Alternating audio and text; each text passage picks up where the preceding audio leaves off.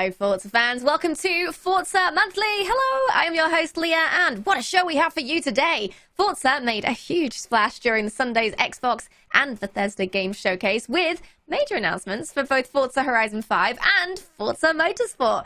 We'll be breaking those down today, plus a whole lot more. So let's take a look at the schedule and see what we've got in store for you.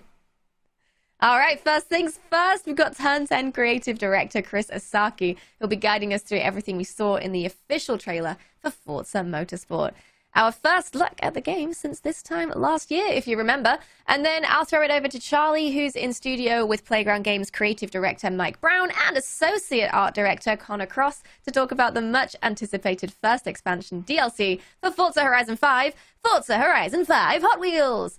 And then they'll dig into all the new content coming to Forza Horizon 5 in Series 9. After that, one of the Forza community's most renowned livery artists, PTG Stuzib85, joins us for our community spotlight. And then it's back to Playground Games for even more Series 9 content. It never ends. And then Ellie and I will be catching up on all the community events, including a look at all the new community features on the renamed and redesigned official Forza.net website. Talk about a lineup. There's a lot to get through here, so as always, every single month, let's just get straight into it, shall we? I'm incredibly excited to chat with our first guest today, Turn 10 creative director Chris Esaki. But before we get him on the line, I think it's only right that we take another look at the Forza Motorsport official trailer that actually debuted at the Xbox and Bethesda Games Showcase earlier this week. Check it out if you haven't seen it already.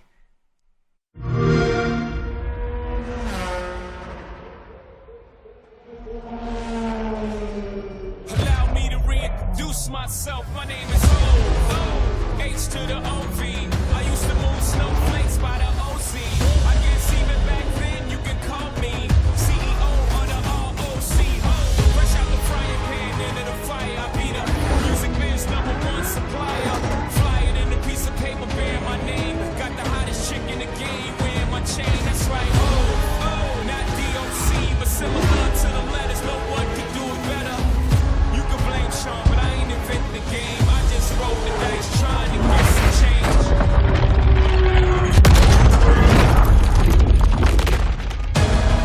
I done came through the block, but I ain't invent the game.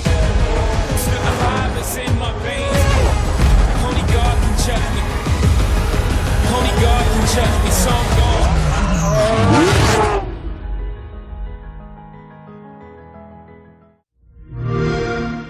Play it day one with Game Pass. Let's welcome Chris Esaki back to the show. Hello, Chris. Good to see you. How's it going, Leah? How you doing? I am doing well, thank you. Last time we spoke was actually back in December. Every time we speak, it feels like a lifetime ago. We talked about a lot of things to do with the new Forza Motorsport, but particularly at that point, how the team was working on the car suspension, right? And ensuring the different simulation elements in the game were like really realistic.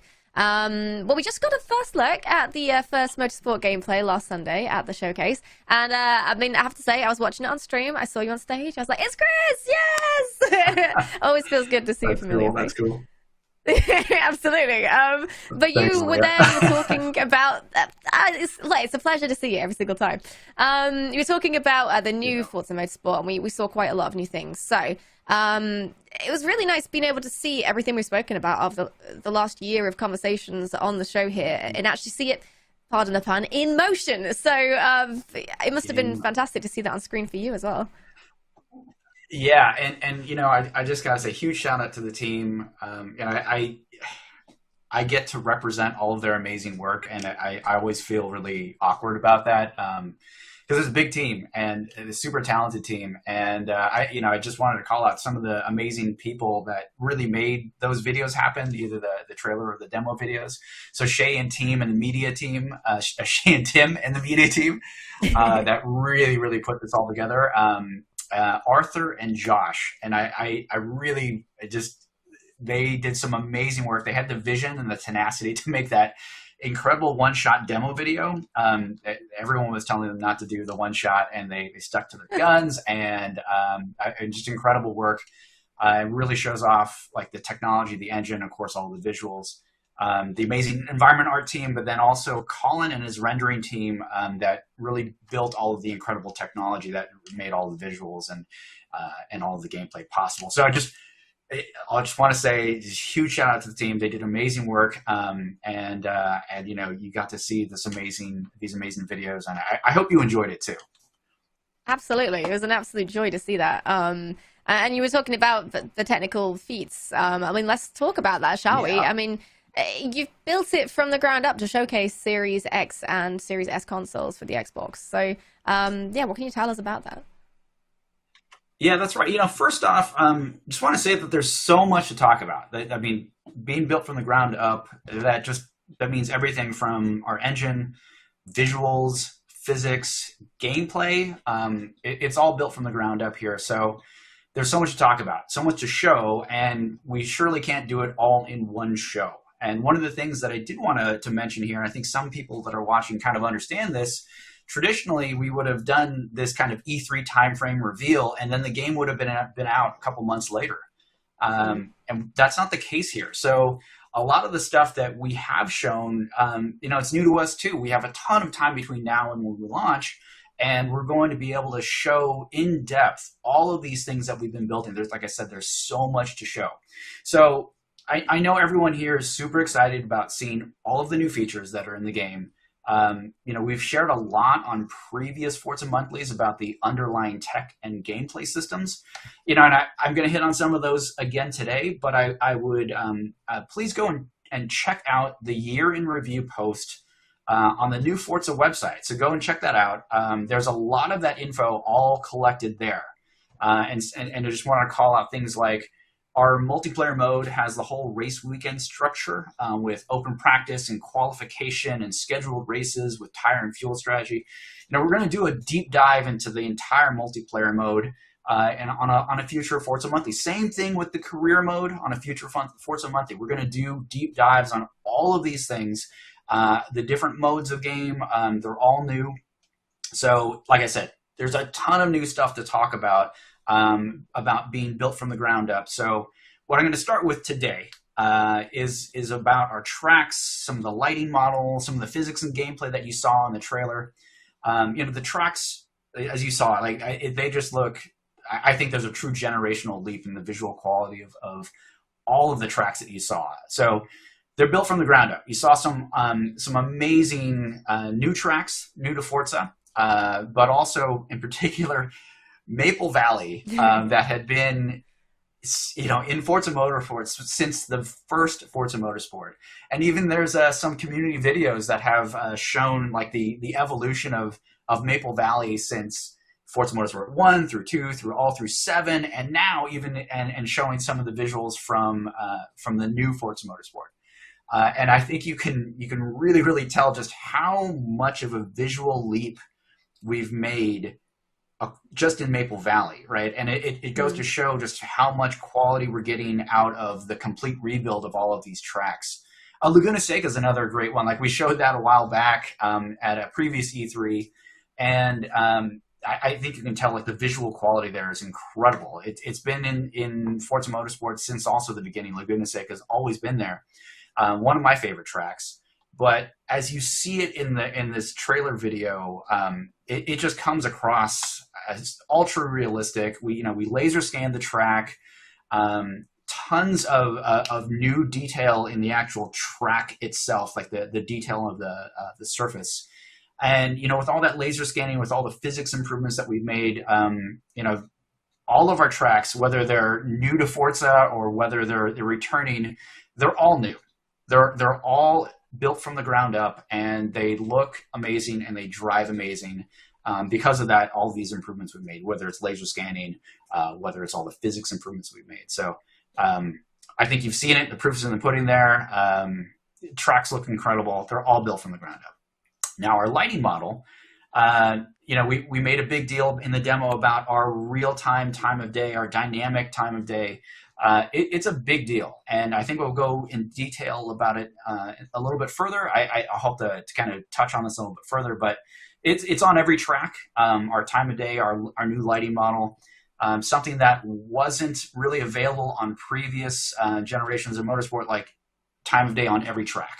It is now there on every track. That's what these new systemics in how we've built these different tracks, and the systemic lighting model for us allows us to do that. And lastly, built from the ground up, we've talked about physics. You mentioned we talked about the suspension modeling, I think in the previous, it's a long time ago now, the last time I was on Forza Motorsport. Yeah, it's been forever. What more is there to say about, the claim that we made around 48 times the physics fidelity? It's true. Like you've heard it here before on stream. We have 8 points of contact per tire, where we had 1 per tire in previous motorsports, with 6 times the frequency per tire. So just doing the math there, 8 points of contact versus 1, 6 times the frequency updates. That's 48 times the fidelity, and that's on a per tire basis. Right? So that's incredible to me. All right. Yeah. And so when we talk about that, it's easy to like meme the whole 48 times the physics. But if you're here watching the show, you probably know that the tire model is the most important thing to get right. The most important thing in the physics modeling, right? So it's true. It's a 48 times jump in the fidelity of this modeling, the tire model. And what I can tell you, right, it's like, okay, that's great. It's this big jump in physics, but in reality, that means it feels incredible. It's the best driving experience we've ever had.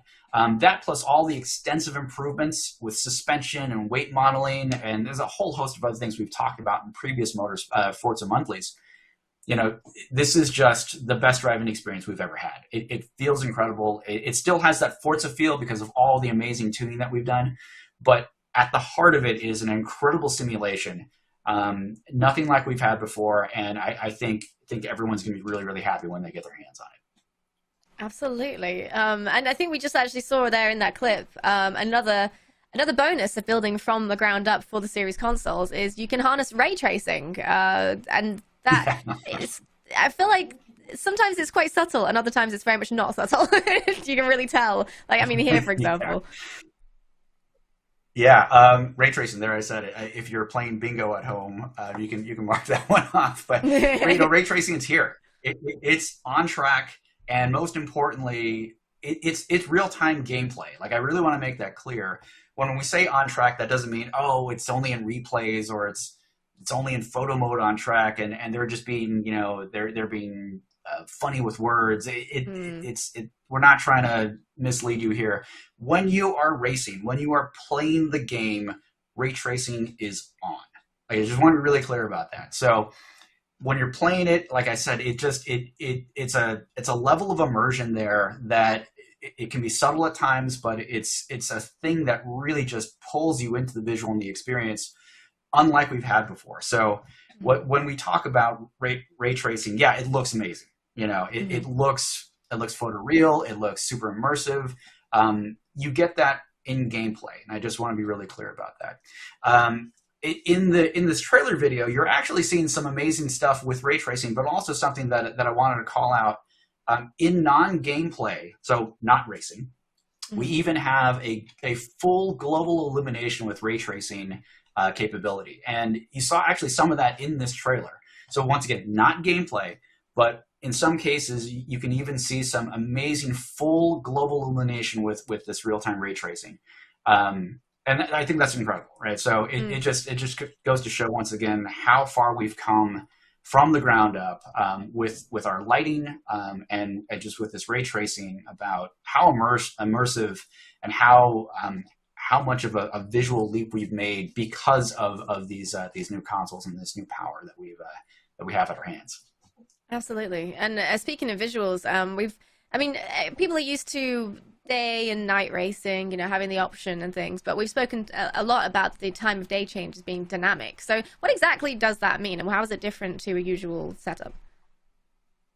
Yeah, thanks for asking. Yeah, there's we've had time of day in previous motorsports, but in this case, when we say fully dynamic time of day, full 24-hour day and night cycles, and it's on every track, and there's new dynamics in that as well. So I think you saw in the trailer, there's some fast forwarding through time where you can actually see this time of day transition, like that's something that you can control in the game, right? So in previous things, you didn't really have that level of control. You're able to set things like, oh, we want 24-hour day-night cycles to be a certain, take this amount of time or that amount of time. We want it to be a full 24-hour time.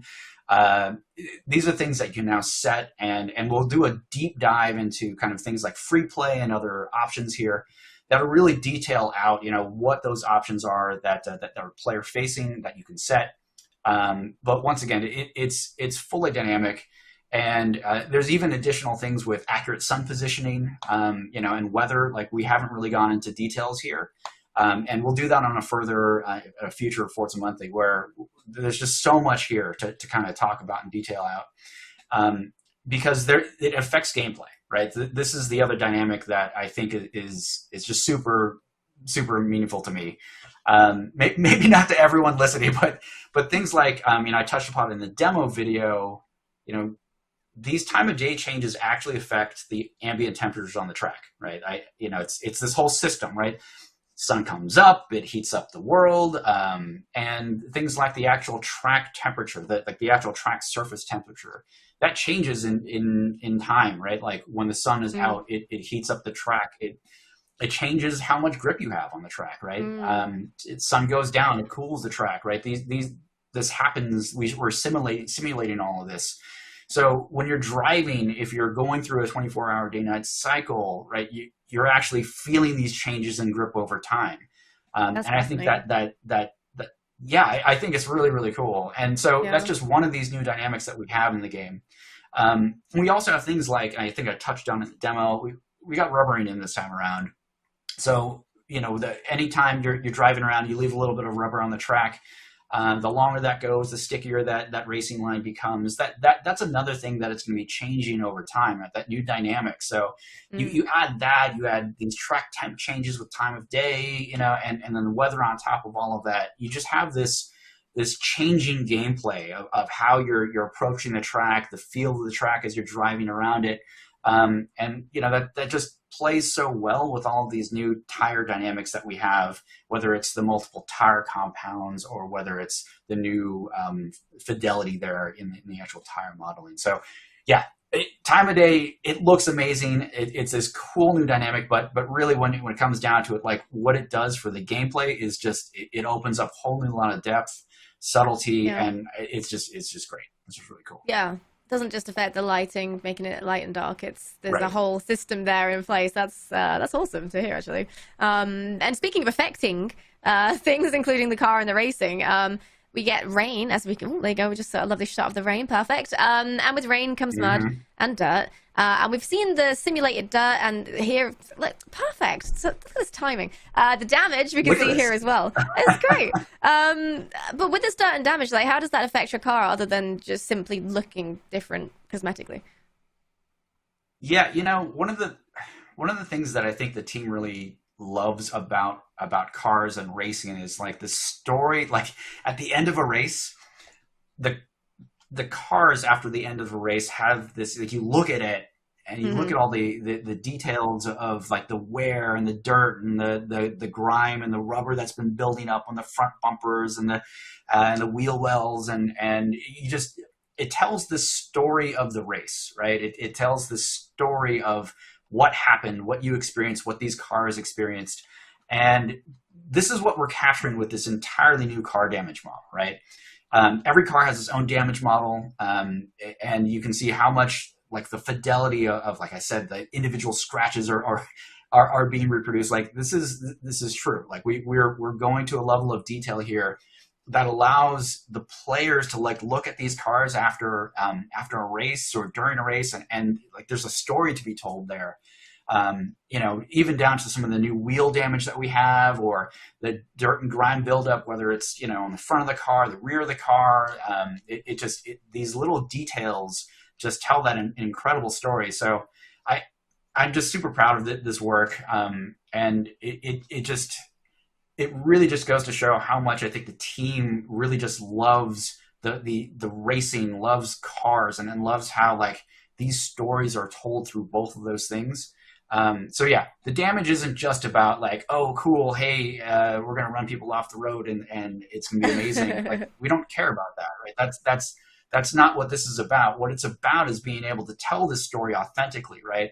To really tell this racing story that you can only really get, I think, with this type of damage. And anyway, I think it's super immersive, and I think it's super cool. So yeah, I'm proud of it. Absolutely, it is immersive because, as you say, it's telling the story. You look at the car and you're like, "That I know exactly where that scrapes from. I know exactly where that dents from. Like, it's that exact point of the race is where this is from."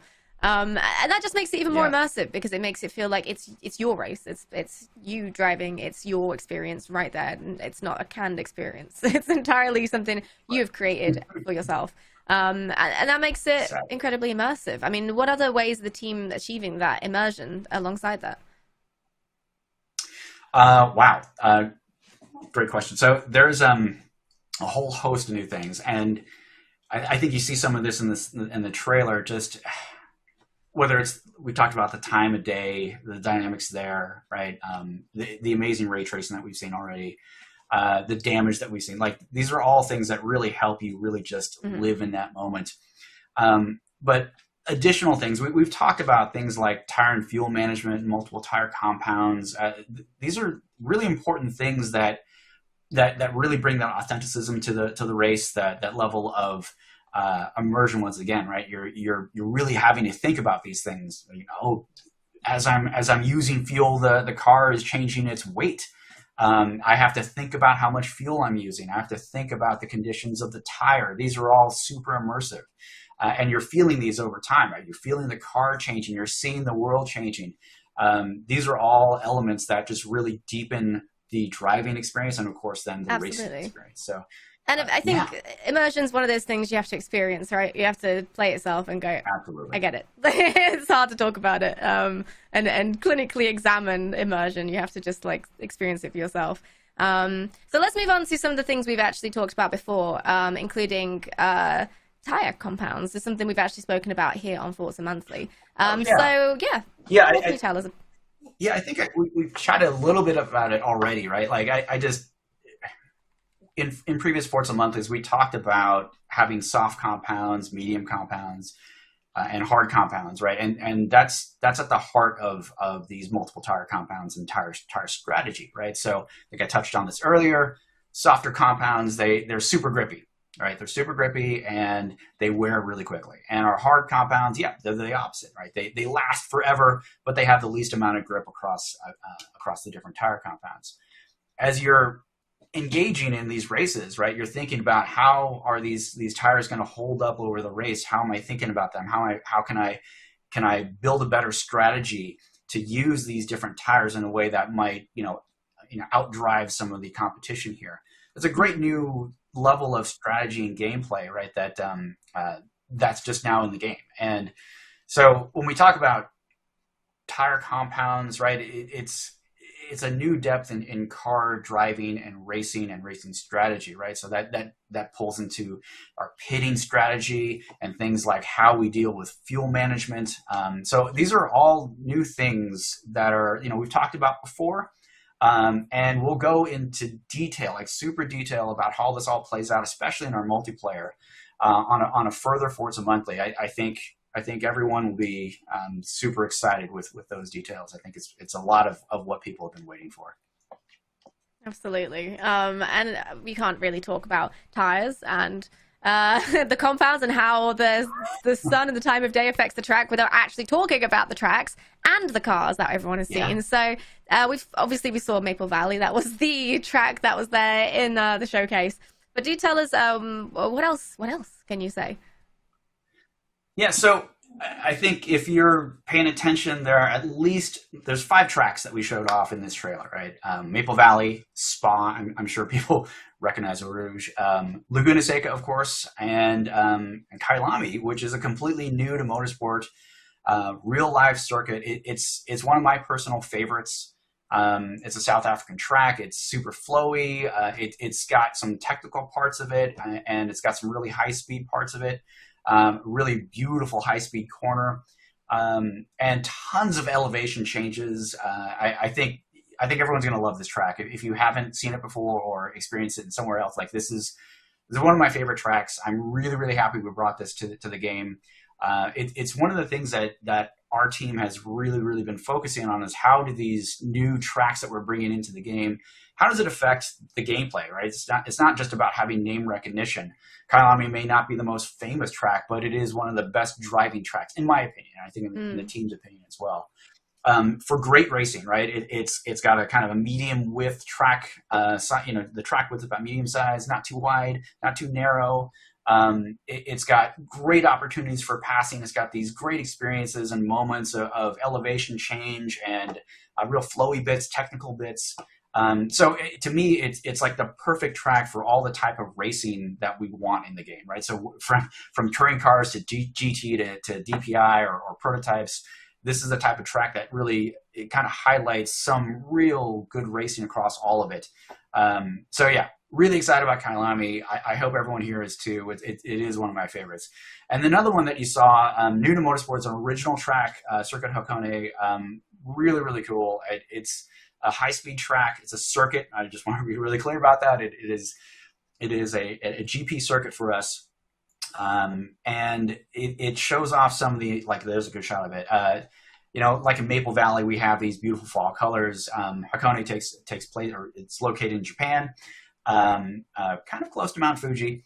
And it's set in this wonderful time of year where you've got the cherry blossoms and they're falling, and it's such a romantic view of driving and racing. It's a wonderful track. So really looking forward to showcasing that off more. But yeah, we built Hakone with visuals in mind, but also with great gameplay in mind. Talked about that a little bit with Kailami, but it's just a commitment that the team has been making that we are trying to bring to Motorsport, is that these new original tracks that we have, they really are about, yes, great visuals, but most importantly, like the racing, the actual experience on track that's there. And I believe Hakone's got it. It's great. So I can't wait for everyone to see more of that and actually drive it. 5 tracks. Like we are not just, we're not like releasing the game, a couple weeks or a month from now, but you've already seen 5 tracks, 2 of which are completely new to the game and the series. And I think that's really important. Like we have a bunch more tracks to show off, and there's going to be new tracks as well. Amazing. So we got a ton of time, and we're going to go in depth about all of these new things that are coming. And that's just on the track side. So I'm super excited about what we've shown. They look amazing, and they drive amazing, right? So on the car front, wow, talking a lot here. That's what the people want. Yeah. So I think there were about 37 cars shown collectively between the trailer and the demo videos, right? If you go to their website, it shows all of the different cars that we've shown, like 37 cars. And of those cars, this early, once again, we're super early in terms of showing all of this content, but we've shown 37 cars already. And a bunch of them are new to Motorsport. Like never in a Motorsport game have you been seeing these cars before. And this is so early already. So this is indicative of where we're going with our cars. It's a small sampling, but it should give you an idea of what we're building, what we're focused on, and the car list that you should expect to see when we launch, right? So lots of GT cars in there, lots of new GT cars in there, some new DPI cars in there.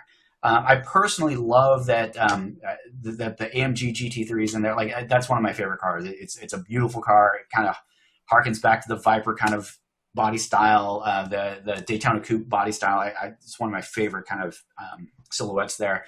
Love that AMG. It's from 2018, and it's one of the older new cars that we show. Like that's incredible to me. How many of these cars are completely new, not just to Motorsport, but super modern and super focused on Motorsport. So that I just want to be clear. Like we did choose these cars to kind of show off like where we're going and hint about like, we're focused on modern, we're focused on Motorsport, and I hope this gives you, if you're watching now and thinking about, what cars can we expect? I hope this gives you a taste of where we're going, and I hope we can deliver that, across the entirety of our car list. So expect a deep dive on that car list when we get closer to launch, but until then, I think this should give you a a little bit of a teaser about where we're going there. Absolutely. We've got to drip feed the information. Sorry, guys. It's necessary. Patience. Thank you so much, Chris. It has been a pleasure, as always, to finally be able to show the world what you and the team have been working on. Thank you so much for joining us. Thanks again, Leah, and thanks, everyone. Hope to see you all soon. Hopefully. Forza Motorsport wasn't the only Forza title to make a splash at the Xbox and Bethesda Games Showcase. Forza Horizon 5 did show up in iconic fashion to unveil the game's first expansion, Forza Horizon 5 Hot Wheels. Charlie is standing by with Playground Games to tell us more, but first, here's another look at the trailer.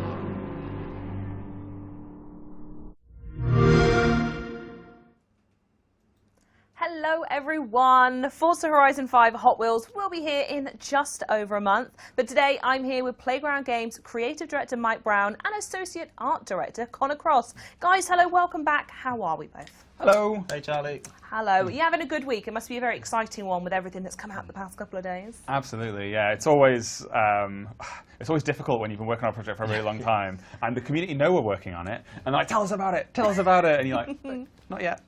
There are marketing reasons why we have to be quiet for a little while longer. But it's nice to get out there and to be able to actually just like say it out loud. Wonderful. Very I imagine Sunday night was a bit relaxing when you're just like, done, on to the next bit. That was the perfect response. No further questions. Right, Mike, you first. I'm going to start grilling you. So the first expansion, as you said, is on its way to Mexico. We've seen Hot Wheels in Forza Horizon before, but Forza Horizon 5 is going to take Hot Wheels to a whole nother level, literally, because we're heading to the skies of Mexico this time. So what can players expect from this shift? Yes, so first of all, obviously people will be aware that we did a Hot Wheels expansion for Forza Horizon 3. It's been a little while. It had been one of our more popular expansions. It's certainly been one that the community really loved and had been asking for more Hot Wheels content. But we wanted to only do that when, one, it felt like the time was right, and two, where we had a really good concept for something that was kind of new and fresh and made it feel like a real new experience. The idea that we landed on with this was this idea of this theme park for cars, where you bring together really distinct, high-contrast driving experiences and biomes, mash them all close together, and create, as I say, this theme park for cars that really tests the player's driving ability and gives them loads of fun stuff to see and experience. But in the real world, it's kind of difficult to have canyon meets glacier meets tropical forest. Yep.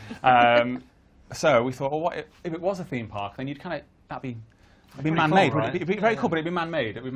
You'd kind of build that yourself, but it might look odd on the ground. Yeah. So we thought maybe they've got some really cool technology that can allow that stuff to fly in the sky above Mexico. Unlimited Horizon money. Yeah, it is a great narrative crutch. When in doubt, could you do this if you had billions and billions of dollars?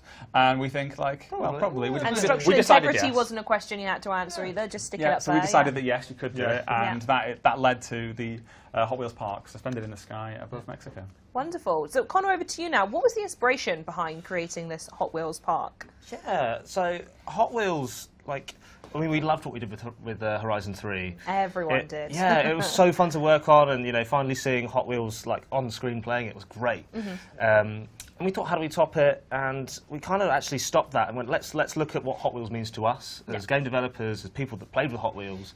And we actually stopped and looked back at all the Hot Wheels cover art and all those really cool illustrations. And you remember on the actual boxes themselves? Yeah, on the boxes. Nice. Going old school with the research. Yeah, we didn't download it. We went and bought some stuff. And then you could have it all in the office, though, right? Yeah. And like you'd set your Hot Wheels track up and you'd put like a cardboard box next to it, and you'd be like, that's a mountain, that's a volcano. And with all of that stuff, we kind of realised, well, why don't we just build epic scale and make you feel really small in a big world? In the same way that kind of Hot Wheels does make you feel really small. And yeah, we decided to as Mike said, go all in. We've done 4 super diverse epic biomes. There's Forest Falls, which is giant tree canopies that the track can weave in and around, and a super dense canyon that's, I think it's 3 to 4, maybe even more times bigger than our Copper Canyon in Mexico. Oh, blimey, okay. And then we've also done the Ice Cauldron, which is a volcano, an active volcano that you can drive in and around with all these glacial shelves as well that the track can go through. Amazing. And before I'm going to ask some questions about the biome in a minute because they are stunning. The volcano we saw in the trailer looks explosive, quite literally. But it feels like this time last year we were sat here talking about the clouds in Forza Horizon 5 because I know it was such like an impressive feat that you guys did. It was like HDR photo capture and whatnot.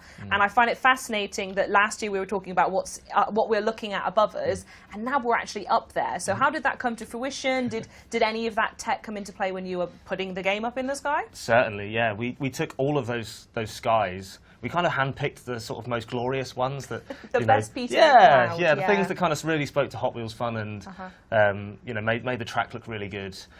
We did a little bit of tech wizardry to offset the horizon, so we distorted those skies. And then our VFX team created a big cloudscape that sort of rolls and moves around. Amazing. Matched it to all the clouds, so we can have some track that kind of goes in and around. As you actually have to get to the park, there's a cool bit we have to get through those clouds as well. So the clouds that you see on the ground are actually, to some degree, the clouds that you're going to be seeing in the expansion as well. Inspired by. No, I love that. It's nice. Yeah, there's all these connective tissue between the two. Yeah, you can see some clouds.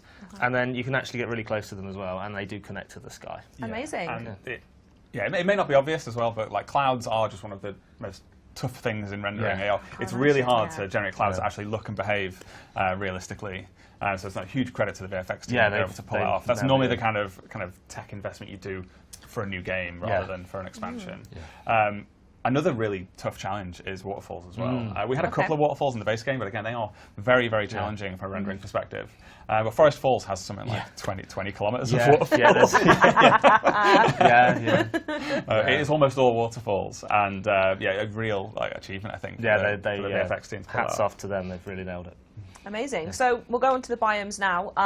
So, in fact, where is it? The biomes are absolutely stunning, and the expansion comes with, as you've said, 4 biomes. So what did you set out to do when you were designing these? Did you know what biomes you were going to do based on successes of Forza Horizon 5, or was it pretty much getting toys out the box and your imagination was just there? So a part of it was inspired by the toy line. As you were saying earlier, it's like when you get a Hot Wheels toy set, it'll have usually a launcher, some Hot Wheels orange track, obviously the cars, and then on the box it'll have picture an epic canyon, and it's kind of telling the kid you need to imagine that bit because this is the bit that's a toy and the rest of it's in your imagination. Fair enough, yeah. So we were kind of led by that and the kind of pictures that the stories that they were telling through their own packaging. Part of it was just kind of things we thought would be really cool. Obviously, we had a lot of snow in Horizon 4 and in Horizon 3's Blizzard Mountain expansion. We didn't have quite as much snow in Horizon 5, so we wanted to kind of answer that community request as well, where people are like, give us more snow. So I love that you have a community that just says, we want more snow. Well, for Horizon 4, they were like, oh, there's too much snow. Too much snow. So winter lasts too long. Why is there so much snow? Like, all right, fine. So we kind of wound down the amount of snow in Horizon 5. Like, where's all the snow gone? We want snow. So I was like, okay, fine.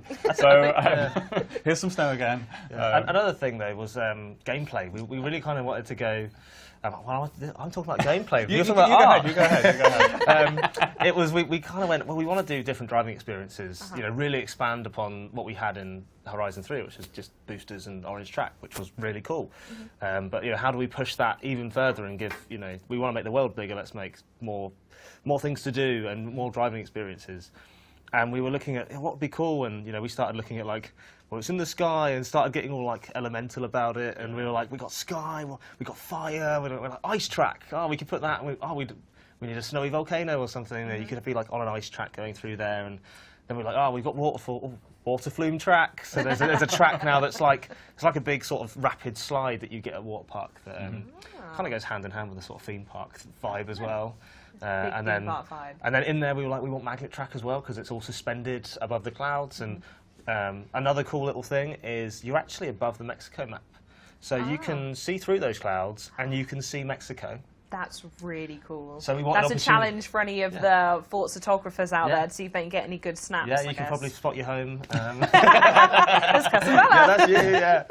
It's definitely easier at night, isn't it, to work out? One has to just is lit up at night, so you can look down. Stunning. Yeah, so you can see everything a lot clearer. So yeah, we wanted a track that allowed you to go upside down and look at those sorts of things, and really play with the verticality of everything. Amazing. Yeah, and then there's another track as well, which is a dirt track, which has got loads of rumble strips on, which... yeah, that one's just in races. Yeah, that's just in races, which kind of like force you to think about driving line. In some cars, like the new Baja Bone Shaker, which we'll talk about in a little bit, it could just eat it up. It's got awesome suspension, so you don't even notice it. Yeah. But then in a more low-slung car, you really now need to think about racing line because the typical racing line may no longer work for you because the terrain's really bumpy. Okie dokie then. So another thing, some eagle-eyed fans may have seen that on the last Forza Monthly, you, Mike, teased the Horizon Academy was coming soon. Is that one and the same with the Hot Wheels Academy? And if it is, what's that? It is the same. Yeah. But last month we were banned. We weren't allowed to say Hot Wheels. That was a banned we pulled the wool over your eyes. So we said Horizon Academy as a surrogate for that. But now we can talk about the Hot Wheels Academy. That is the name of the campaign. And I guess in the fiction, that is you've arrived at the Hot Wheels park, and the Academy is where you sign up and go and explore all of the great things in the theme park. You start out as a rookie. You're locked into B-class cars. So all the events are B-class, all the PR stunts are B-class, and for the first time ever, actually, you're locked into B-class in free roam as well. So even though you may have a huge collection of cars that you've amassed whilst playing the main game, you actually can't get into them just yet. It's B-class only, which allows us to tailor the experience around that. A lot of what we do is offer freedom. A lot of our campaigns are just like, hey, you can drive what you want, you can go where you want, and that means we have to kind of build an experience that accounts for the fact that you might be in a C class, you might be in an S2 class. We kind of need to have a campaign that deals with it. Sure. This allows us to actually really go in and focus that challenge on the kind of limited selection of cars that we know the player will be in, which is an interesting design challenge for us, and I think players are really going to love it. It gives it that real nice progression through the cars as well. So you start out in slow cars. There are some really challenging driving experiences in here, and if you take them on an S2 right at the start, you'll have a bad time. So it allows you to ease your way in. It helps you get used to driving on the track as well. There's so many more experiences than just driving on a flat bit of tarmac. As cool as that is, and the experiences you can have. I found myself just pinballing around. I jumped in I'm again S2, and then just like ding, how ding, I ding. drive anyway. No shame. I saw you parked outside. Yeah, you would have done. Wonderful. So back to you, Connor, though. The Hot Wheels has a ton of cars to choose from. So tell us about the selection included in the expansion, all of which are also new to Forza, by the way, everyone. Tell us about this car. Sure. There's a few coming, but these three are only going to be available in the expansion. Okay. So first up we have the Diora 2, which is a fan favourite. It's the purple-looking one. Okay. Akin to is it a games console? It's kind of purple. It's boxy. It's got a carrying handle on the back. It's a GameCube. Yeah. GameCube, the car. Yeah, that thing is a beast. It doesn't look it, but it's got 750 brake, a supercharged V8 in the back of it. I've got 2 surfboards in the back, which is really cool. And then secondly, we have my favourite car, probably we've ever put in a game. It's so badass. It's called the Bad to the Blade, not just because of the name, but because it was inspired by an F1 car and a dragon, which pretty cool. Pretty cool. They just referenced the dragon. I think we've all had that dream of mixing cars and dragons together. Yeah. But the team have built it in a way that. Both of these cars have actually built in real life. Hot Wheels and Mattel have built them, and our team have gone out, scanned them, and made sure that they are representations. And then our handling guys have gone in and tuned it so it plays really well on the track, so you can really push it to the limit. The other thing with that, it's got the best. Well, I can't say best. You can say best. You can have an opinion. Yeah, I mean, yeah. I love all the paints. Don't share all of your opinions. All the This paints are my baby. conversation about paint, is it? Okay, Yeah. right. Well, I'm going to listen to Yeah. your opinion because Yeah. I think it's quite important. So it's we've got a unique paint on it that the Okay. team put together. It's like a retro-reflective semi. It's like it goes through all the colours of the rainbow as you flick around it. It's really Well, like cool. iridescent kind Yeah, of style. yeah, Nice. yeah. Okay. Really cool. And then whilst we're on paint, the next car that we've got actually comes with the what's it called? Spectraflame. Spectraflame. Spectraflame Okay. is a original Hot Wheels paint from the original series of cars that came out. Wow. It's really well known in all the Hot Wheels community, and we really wanted to honour that and bring that to the game. So we've faithfully recreated it as well as we can. It'll be available on any car as well, so you can kind of Hot Wheels your own car, along with the famous red wall tyres as well. So, and the car that it's going to come on initially is the Baja Bone Shaker. So our team actually worked with Mattel to create this off of the actual toy of it. Like to realise it as if it was a real Baja 1000 truck you could drive. So they went right down to the detail. The thing looks amazing. So hats off to them. Yeah, it's worth saying that's very, very unusual for Yeah. us. Okay. We build cars based on real life reference.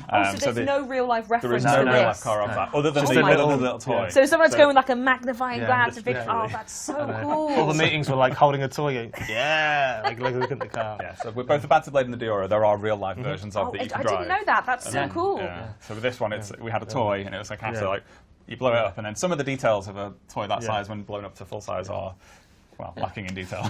So we have to go and fill in all the blanks there. Yeah. But we worked with the Mattel design team as well to kind of fill in those That must have been blanks interesting on for scale. them as well, seeing their tiny little cars. Oh yeah, their feedback was so different from ours as well about what they thought was really important, and it made it so much more impactful as well. Like we were trying to make it, put the mold line in from the toy. They're like, no, get rid of that, make it look badass and real. And Yeah, it was Yeah. like they had in their imagination what that would actually look like if it was real. Because they had Yeah. feedback on the light clusters, didn't Yeah, they? yeah. We made the light clusters look like they do on the toy, but they're like, no, because if it was real, then it'd be like this light cluster off Yeah. whatever truck. Yeah. It's like, oh right, okay. So it was like, like they a big actually had roll cage in it. Yeah, Yeah, they had it's in great. imagination like what that would look like if it was full size, and they were Yeah. steering us to do it like that. It was really a really fun car Yeah. actually.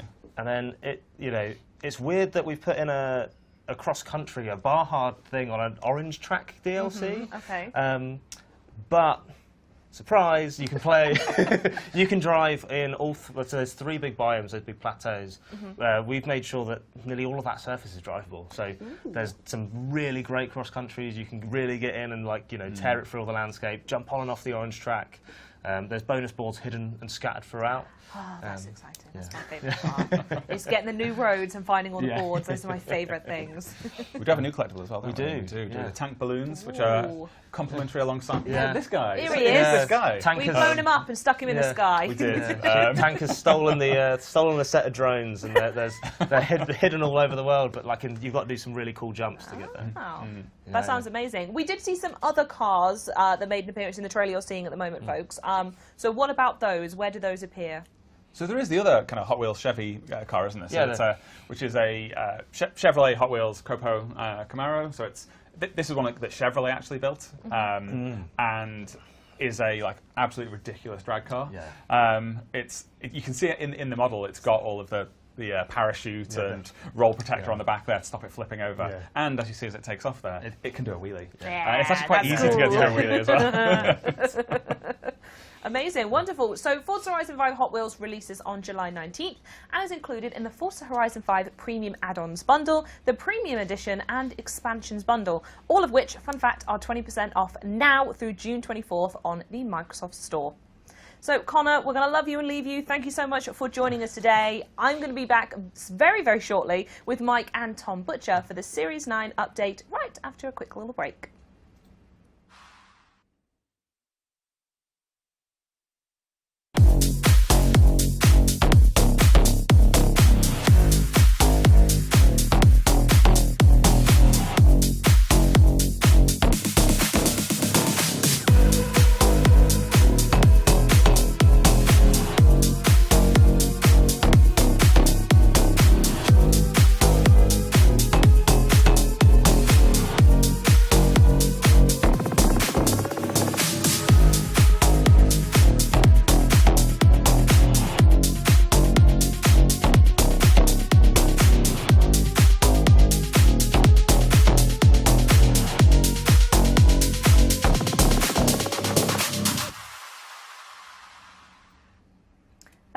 as always, for sharing all your amazing photos. And make sure you use hashtag ForzaShare on your Forza photo posts for a chance to get featured in-game, on social, and on Forza Monthly. But it is now time, as I said, for Forza Horizon 5 Series 9 preview. And I'm pleased to welcome Playground Games lead producer Tom Butcher back to the show. Hey, Tom.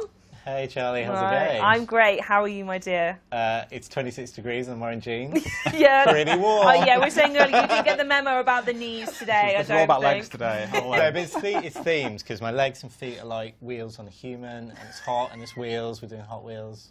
I guess legs are like human wheels, aren't they? I've never really They thought are of that almost before. exactly like that. You're true. And on the word theme, what is the theme for Series 9? And is it knees or is it something else in It's game? Hot Wheels. Oh, We're of celebrating course. the announcement of the Hot Wheels expansion. It for was right What's, there. what synergy? What Horizon synergy? 5. I know, right? Right, should we have a look at the festival playlist then? Yes, Yeah, yes. let's do that. So, Dig in whenever you're ready.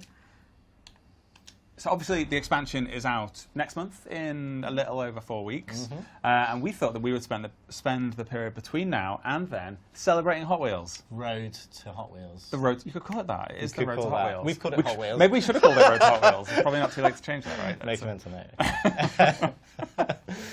So yeah, this is Series 9. It's Hot Wheels series, and straight away we've got some Hot Wheels cars there. We've got do indeed. the Twin Mill. Obviously, was there at launch for Horizon 5.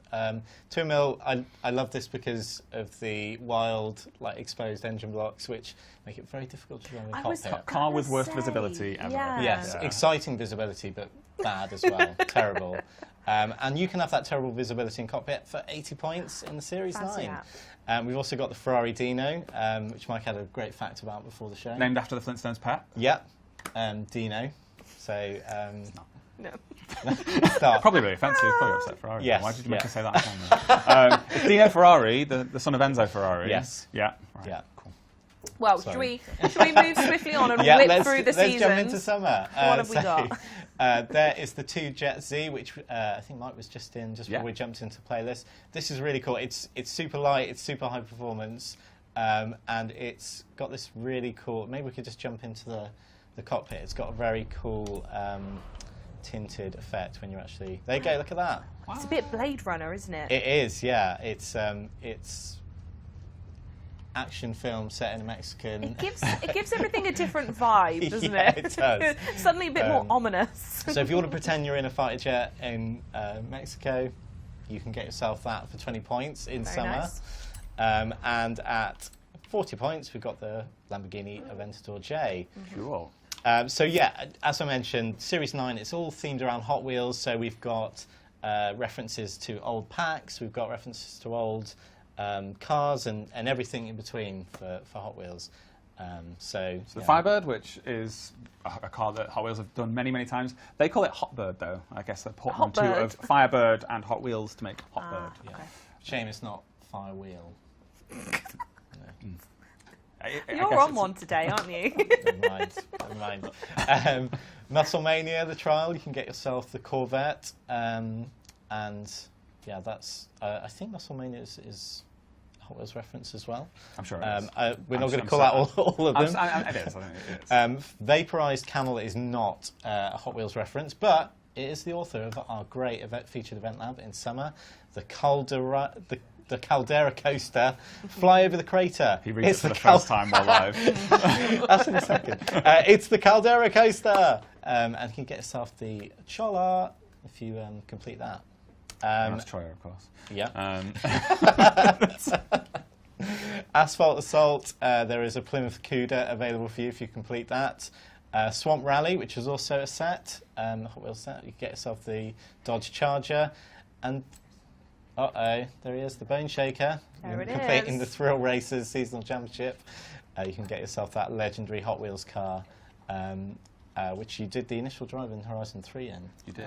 This is And the we've 50th got- anniversary edition of it. Yes, yeah. I was going to say we've got something new right on the end there as well. What's that? Oh, look at this guy. Yes. So this is our brand new new series rivals that sits alongside our regular rivals. And this is what we're calling Forza EV. It's a chance to showcase all the great electric vehicles we've got in the game. And so every series, there's going to be an additional rivals event there, and it's going to have a different EV in it. And this one's got the Lotus Evija, and yeah, there's another chance to do some hot laps in.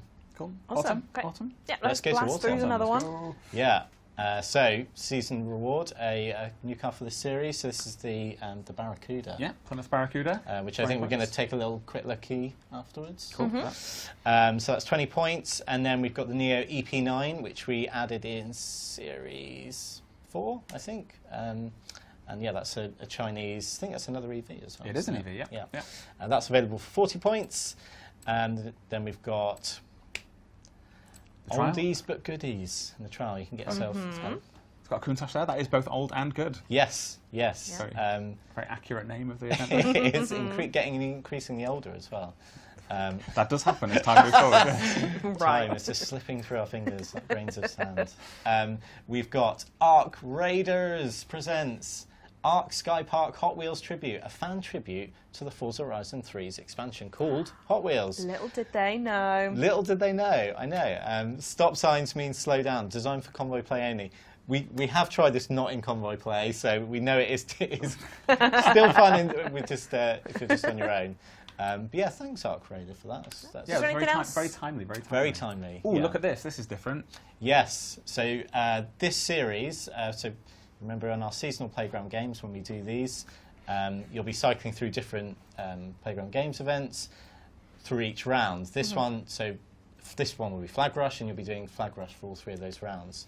So something we're just trying changing things up, and you can get yourself a VW Beetle for completing that. Cool.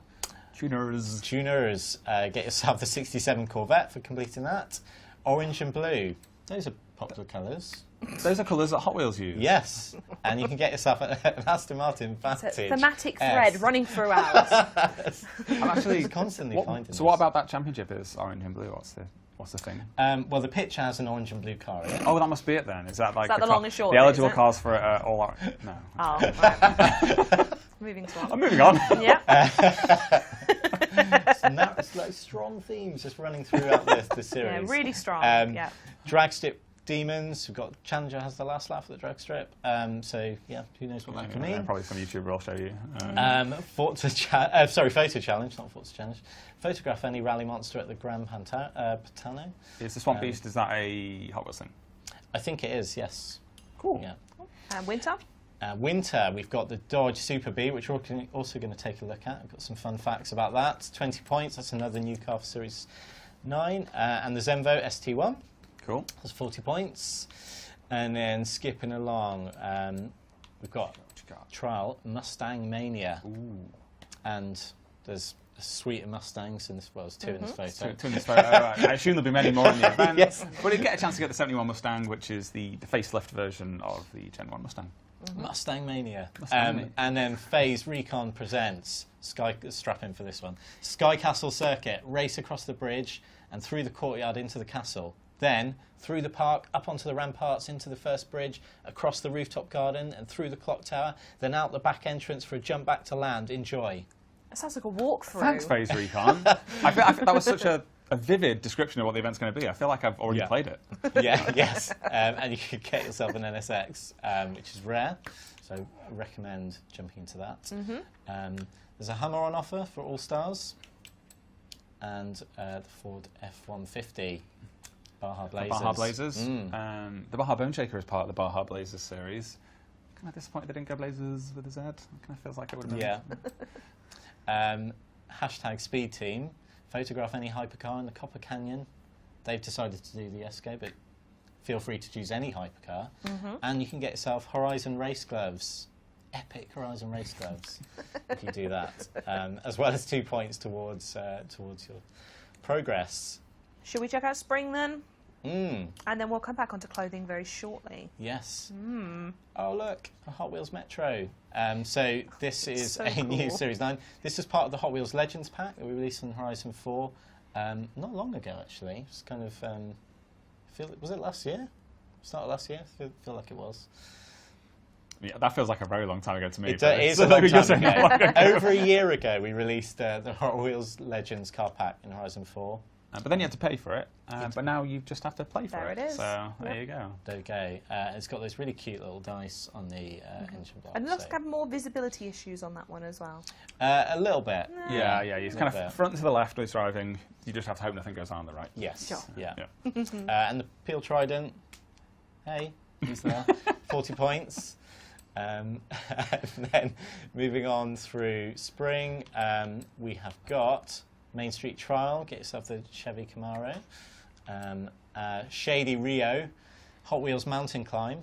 Turn on reverse before starting the event. Must drive a Class A 800 vehicle. So informative, and that's obviously a slight Hot Wheels theme to it. Okay, Whereas cool. They've called it Hot Wheels Mountain Climb. So slight theme. Named it Hot Wheels. Anyway, really lent into it. Thank you, Shady at Rio. Yes, and you can get yourself the Mustang S5 for completing that. Mustang Mania. Seasonal Championship. Oh, yeah, sorry. Video there's- games, yeah. Yeah, we've got another. So that will be survival games for all of the rounds. And there's the 1970 GT70. Seasonal Championship Exotics. There's the Ferrari 365 GTB4. And there's Hot Tuners. Again, there's that Z on the tuners. And you get yourself the 911 GT3. Not the brand new one we had last series, which very popular with players, but still a great, cool car. Very cool car. Speed Machines, German Sport Hares are lightning fast, splitting any zone in 3. Oh, what could it mean? Is a hare and a rabbit the same? Oh, Not really, are they? no, they're different species. they're best friends.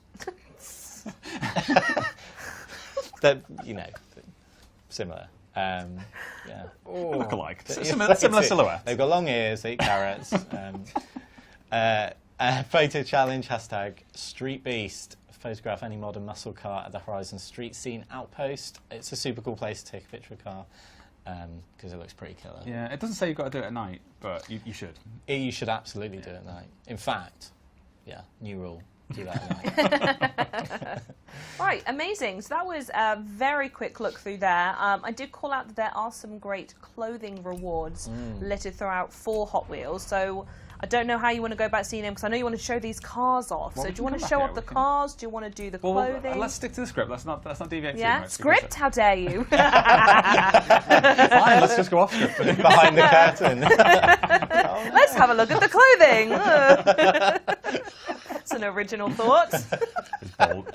It's bold to suggest that there is a script. Take great offence. I do believe you're kitted all out in it I am now, already in it. though. Oh gosh. Oh, So and there's one- that sweet Hot Wheels T-shirt. Yeah. And I've already got on the rest of the Hot Wheels garb. So Hot Wheels hat, Hot Wheels dress, Stunning. Hot Wheels socks. Very, very cool. What kind of event you're going to? You've kind of pulled that out of the wardrobe. I'd wear I mean, I that feel like to I'm going to, like, almost anything ever. anything. It But truly especially, I'm working the booth on the Mattel stand at the London Toy Fair. Yes. Horizon Driver has arrived at the Met Gala. would. Amazing. So those are the clothing options. Should we have a look at some of the cars? Yes. You're bringing back 5 Hot Wheels favourites, but which are those? What have we got? Well, we're in the Two Jet C at the moment. We also had the Metro that we saw in the playlist. So Metropolitan. those 2 cars are available as part of the series playlist. Yeah. We've also got the Ford Mustang. Yep. We have got he glances down at his notes, the Nash and the Rip Rod. Now, not all of those cars can be got through the series. I was going to say there's a series twist playlist. on earning some of these. Yeah, isn't yeah. there? So we've put some of them into wheel spin. So the Mustang, the Rip Rod, and the Julie are all available in wheel spin. Yeah. You'll also be able to get them as part of the campaign in the expansion. Yeah. When that launches next month. And as with all of our cars, they'll also fold back into our rewards in a future series. But we also have a couple of cool cars that I think we should take a look at. Yeah, sure. Yeah. No, are we doing that now? Yeah, we can do that Do that now. now? Okay. Yeah. Am I getting out of this thing? You could get out of that thing. Okay. What are we so getting we into have. first then? I think we should look at the Barracuda. Barracuda. Yeah. Okay. Just a quick peeky. So what makes this one so special? Why did we beeline straight for the Barracuda?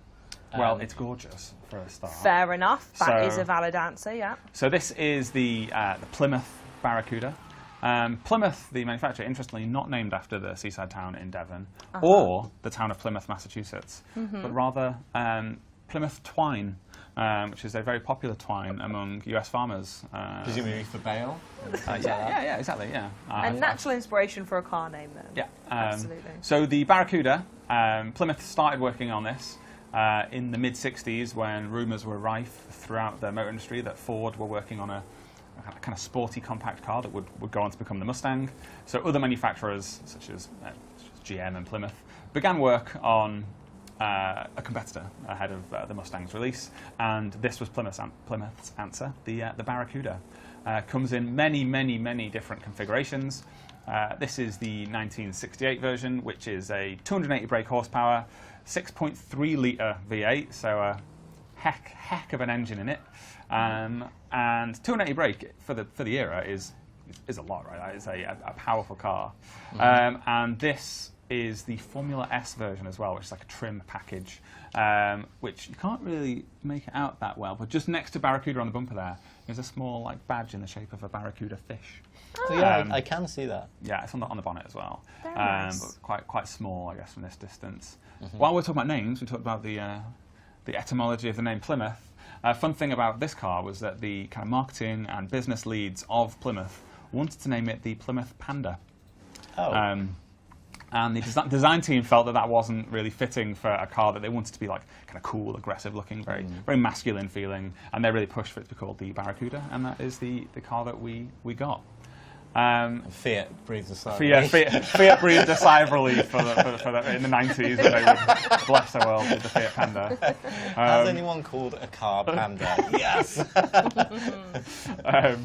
And other interesting fact about this car, celebrity owners. Surely a celebrity owns one. Right, give me a Surely. celebrity owner, and then I feel like I've been looking at this car all day and we need to look at another one. So give me a celebrity fact and then give me another car, all right?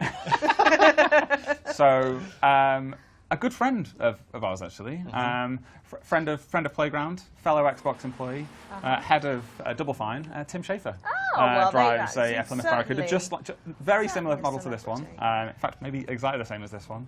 Yeah, it's I believe, his daily driver as well. He drives that to work every day. Perfect. So, Wonderful. there you go. Perfect. Right then, what's my next car? What have I got? So Quick.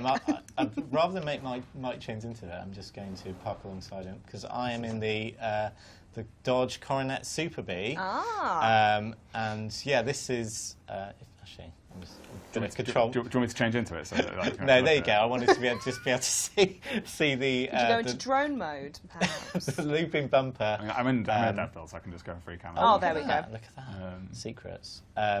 So yeah, I can and fly into the world. I have a mistake. yeah, if you have a look at the front of the car, you can see that double looped bumper, which is known as Bumblebee wings. Okay, Super sure. Bee, and has the little Yeah, sure. looks like a bumblebee, right? Okay. Celebrity owners include, ready for this, Eminem. Okay. That is actually Yeah. a real celebrity. That's That's an actual celebrity. Fancy that, not on this show. Yeah. Yeah, he has one of these, and yeah, he's. I don't know what colour it is, but let's say it's purple. We'll drop a message after this and Yes. find out. Yes, But we'll those find are all out. amazing. I love them. And we mentioned, but all of these rewards can be yours by earning wheel spins and completing the festival playlist events in Series 9, which Yes. is available for download on Tuesday, the 21st of June. But that is just part one. Yes, just part one of our Series 9 update. We'll be sticking around to bring you the rest right after our community spotlight coming up next.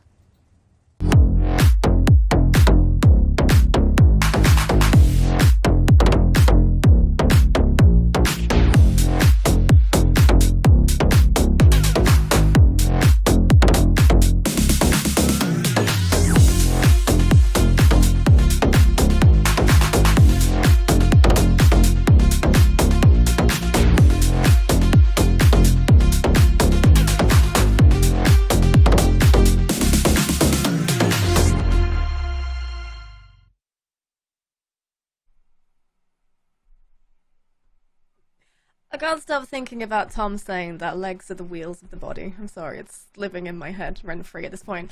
Well, moving on, that livery showcase was a lovely opening act for our next guest, which is PTG Stuzib85. They're a prolific painter who's been part of the community since the early days of Forza, and his stunning designs have graced national newspapers and won international competitions. And we're pretty grateful that he could join us today to talk about his art. So, Stuzi, welcome to Forza Monthly. How are you doing today? Hello. I'm doing really well. Thanks for having me. How are you? I am doing well as well. It is boiling hot. I'm sure you're in the same position I'm in right now. In the UK, it's getting pretty warm. Hopefully, you're not wearing jeans. Nope, I live in Scotland. Well, you're fine then. You're fine there, yeah. It's like about 10 degrees colder in Scotland all the time, isn't it? That's pleasant. Yep. Oh. Jealous. Well, welcome to Forza Monthly. Hello. We've seen your name over and over again on the show at this point. Like every single month, there's always something. I think it was last month or the month before you did the hamster, right? The delivery of the hamster, which I think we'll see in a minute. We'll see a picture of again. But yeah, it feels like we are shouting you out every month because your work is so fantastic and you are such an integral part of the livery designing community at this point. You're basically a wizard when it comes to livery design in Forza. So tell us how long you've been playing Forza. When did your journey start? So I started playing Forza, the original one, with the first one. But that was just as a racing game. I got into painting, making basic race liveries in Forza 2. So that's a good 15 years ago now. Forza 3, I was ready for that. I did the midnight launch at my local store and got the collector's edition and was from there painting as best as I could from there on. Absolutely. Okay, so tell us, what was the first paint you attempted and like what was it that sort of got you hooked on creating liveries? The first realistic looking paint I attempted was a Transformers cover, a DVD cover I had. I did Optimus Prime, but the vinyl was too big to be used anywhere that would be good on a car. So I just have this single screenshot of it on the bed of a truck because it was there, but I couldn't do anything with it. Yeah, but that was my first one that looked good, and I progressed well from there, you know. Yeah, absolutely. I mean, what was it about liveries that got you hooked then? What was it about recreating them that you enjoy? So I've always been an artist, drawing and being creative like that. This gave me an outlet because I've always loved cars as well. The main reason I did it, the main reason I do it now is I like the end product, the finished product, to see how good it looks when it's done. Yeah, absolutely. So what would you say was the sort of breakthrough livery? You've been doing this for such a long time at this point. Was there a point where you were like, oh, something more is happening, I'm not just creating these, people are noticing them? In 2014, I started to stream a bit and get a bit more noticed by the Forza community, and in August 2015 I won the IGN livery contest, and they put my Forza 6 livery that was on a Ford Focus onto a real Ford Focus RS that you can see in front of you right now. There it is. That's the picture right there. You see it? Yep. It was driven by the Stake at Gamescom in Cologne, and it's still today is one of my proudest achievements. You know, to go from creating really something on your Xbox. Yes, very, very much. Yes. Yeah, exactly. You're sitting there in front of a screen and then like actually seeing it in person, in real life, being driven by someone is quite a different experience, I imagine. Yeah, it is. Yep. And you joined PTG shortly after that, right? What was it like joining PTG back then? So it was a smaller team than it is these days, and I knew I wanted to be part of the team. A lot of friends were there. I knew they had a reputation for being good, for creating quality and hosting events and such like that. So I wanted to be involved, and after winning the IGN contest, they invited me to be part of it.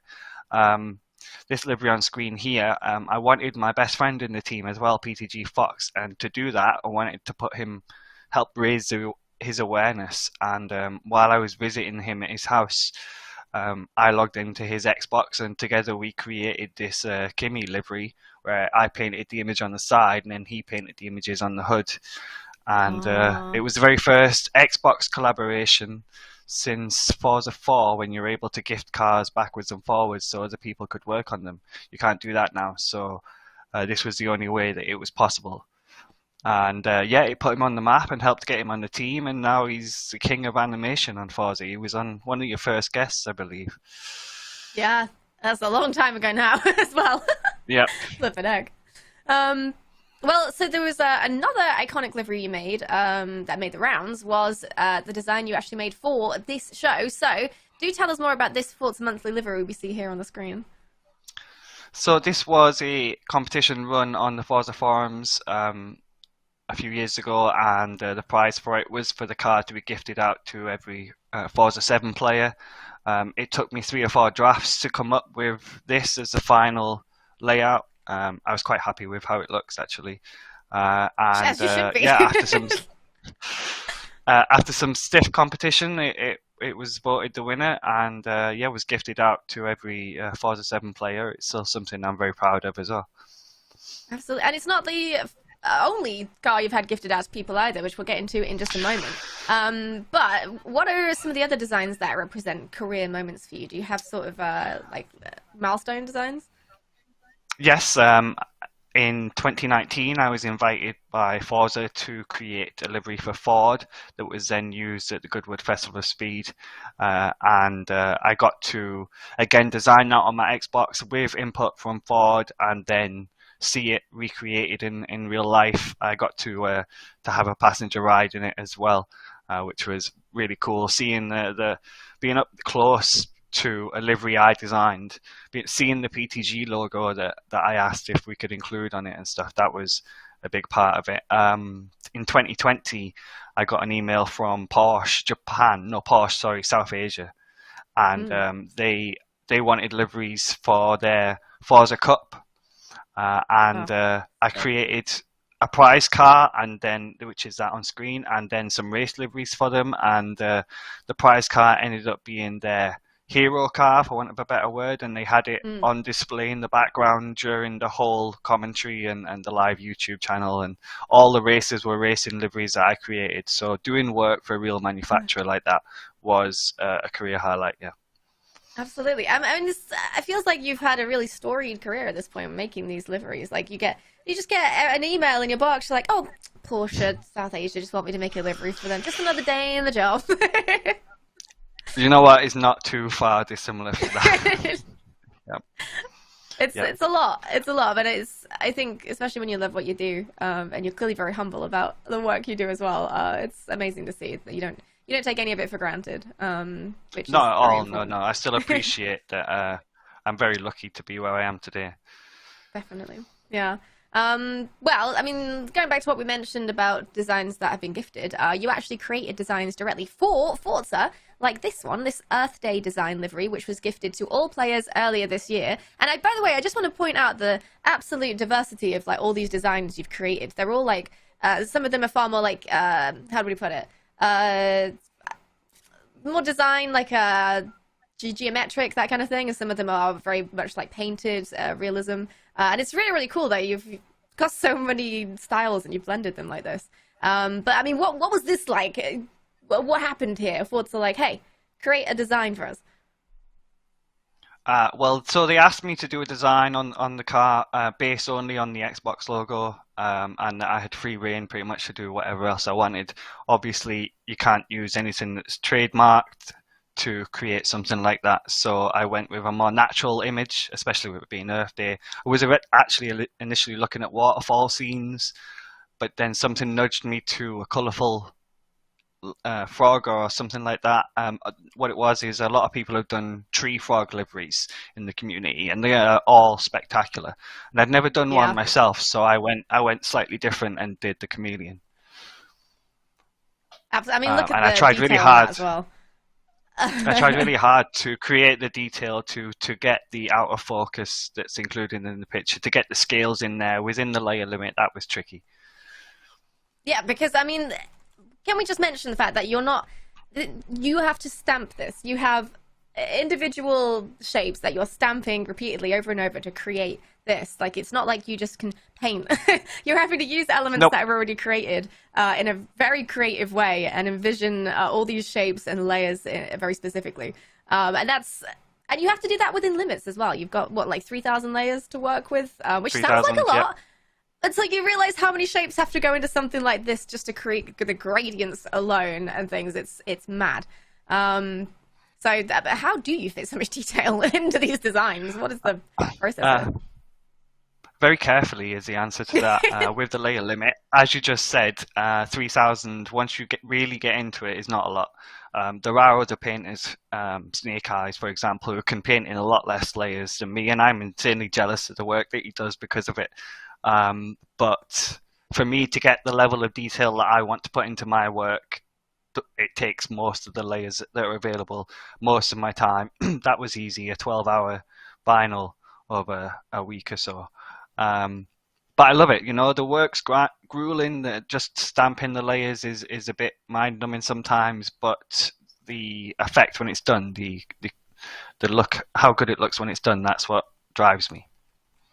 Absolutely. Sorry, I'm just distracted. Is that a cat in the background?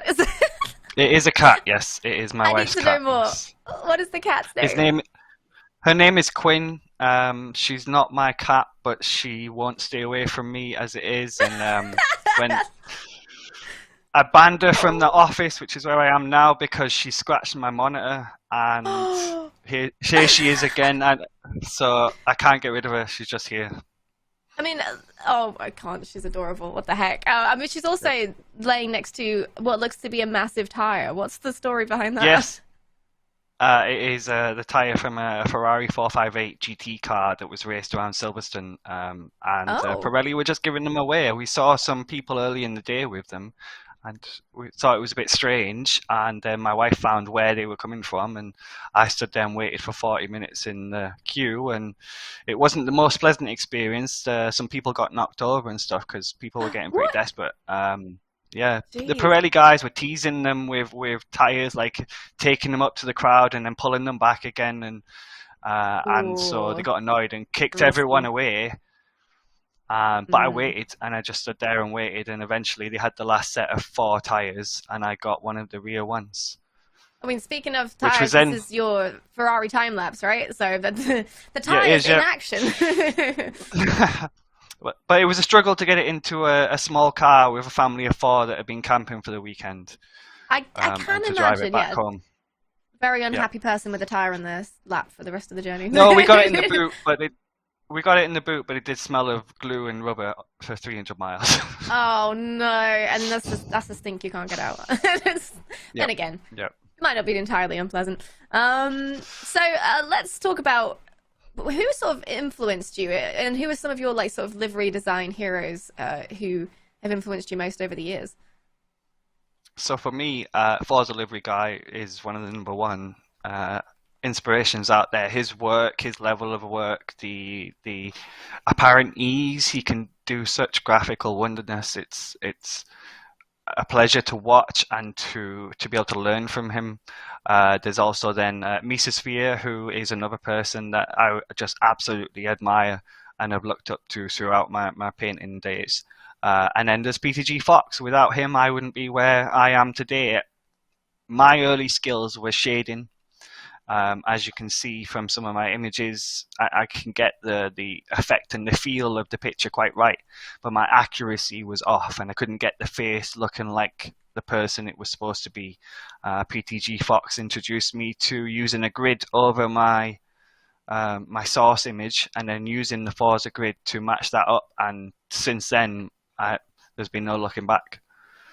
There is Hammy, as you mentioned earlier on. Yes, the famed Hammy that we mentioned, which I still, when you looked at the process earlier of you designing that Ferrari, and you look at this and the same process, just applied slightly differently to a different picture, it's mind-blowing to think about the detail there. Well, is there anybody else you want to shout out then before the end? Before we leave? Not my team, my family, obviously my wife. She's been very supportive of me doing this as a career. There were early days which is like, oh, if you don't want to go to work, you can just stay at home and develop your Forza career. And I didn't do that, but I did work on it while I was still working. Wow. And here I am today. So thank you to the team, thank you to Forza, the community, because it's you guys that we do this kind of stuff for. You know, the encouragement and support over the years has been incredible. So thank you all. Absolutely. Thank you so much, Stuzzy, for joining us today. It has been a pleasure, and hopefully we'll see you again. Yeah, Andrew, thank you. And we are always on the lookout for more fantastic Forza content creators like PTG Stuzzy. So if you know someone who deserves a feature, please nominate them at aka.ms/Forza Spotlight. And right now, it's time to check back in with Charlie and Playground Games for more on the Forza Horizon 5 Series 9 update. Take it away, Charlie. Thank you so much, Leah, and welcome back to the Playground Game Studios. I'm still here hanging out with Mike Brown and Tom Butcher, who are filling us in on everything coming to Series 9 starting next week. We touched on the festival playlist and Hot Wheels themed rewards a little bit earlier, but there is still plenty more to cover. So Tom, I'm going to jump to you first. Horizon Stories Co-op is making a return in Series 9, but what's new this time around? Yeah, so we obviously had co-op in Horizon 4. You could play Horizon Stories with your pals, and we brought it back for Horizon 5. You know, a few people were sad that it wasn't here, so here it is, and you can play with up to 6 players. We are doing the first chapter. I'm looking at my screen. I shouldn't do that. They've given me a tiny little TV that I'm squinting to see. In comparison to the other one as well, it's laughable. So when people are slating my driving, just remember that.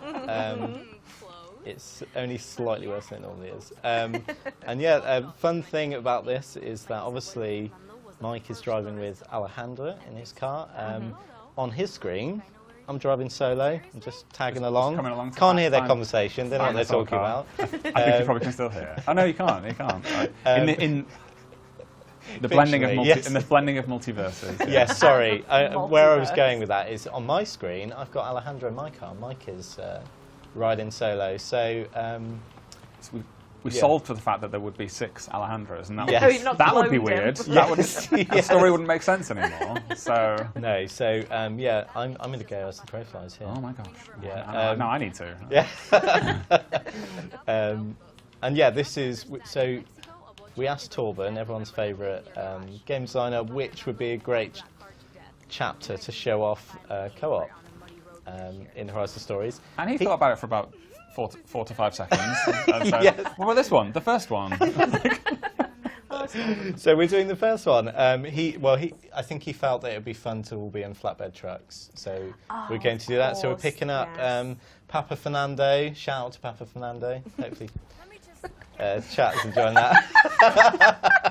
Pour one out for Papa Fernando. We've got his Vocho, and we're going to be taking that back. Yep. Now, narratively, this is going to make things a little weird because there's now going to be 2 flatbed trucks. And 2 Papa Fernando Yeah. Beetles. Yeah, you're now staring into the abyss of having 6 Papa Fernandos, potentially. So only a moment ago you were talking about how the narrative holds up, where there's only one Alejandra, Yeah. but now we have 6 Papa Fernandos. Yeah, so we're getting in our flatbeds, and it's going to feel like a Michael Bay action film. We're going to be driving these slow-moving vehicles back to the garage. Here we go. This is going to be the friendliest drive I've ever seen on this yeah, screen as well, yeah, isn't it? as it was in rehearsal. Yeah. It's cooperative, you have to work together. You're not working against each Absolutely. other. Yeah. Even though this is the most, trolley vehicle in the game. One of us is driving the Vocho back, one of us is driving shredded newspaper. Just the other stuff that was in the bag. Or Papa Fernando. Sorry, that was inappropriate. So I need does to. this mean there's 6 of everything then? I mean, we It- saw in the there's cutscene earlier there's potentially- just the one, so there's some suspension of disbelief between the 2 elements. Yes, so isn't when there? you're playing with 6 players, you'll have 6 flatbed trucks going down this wholly inappropriate for 6 flatbed truck road back to the garage, and antics and shenanigans can occur. So we ask that you suspend your disbelief, but embrace the joy and fun Yes. of the experience. the hilarity of it all. Yeah. Absolutely. And the great thing about the flatbed is it's really manoeuvrable. Oh no, I missed the jump. Oh, Papa Fernando, forgive me.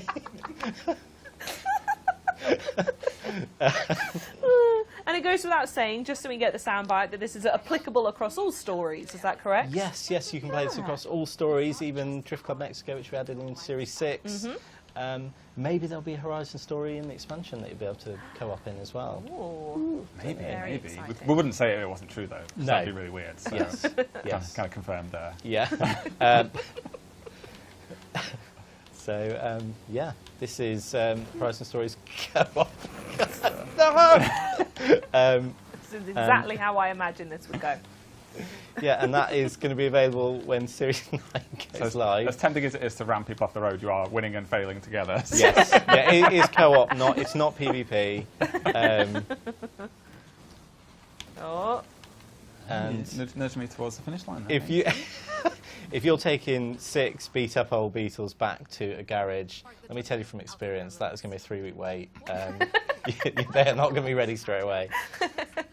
Wonderful. Well, thank you, I think, for showing off. The feature is fantastic. The gameplay questionable, but it was wonderful to see that coming back. We do have something else to go through as well, and that is that PC players, you specifically out there, are also going to get access to a new graphics improvement in Series 9. What is temporal anti-aliasing? Yeah, hold on, people. It's tech time. Buckle up, So, by default, all versions of our game have 4 times MSAA, which is multi-sampling anti-aliasing. I suppose we should actually zoom out a little bit. Right, what is anti-aliasing? Okay, we can start there, yeah.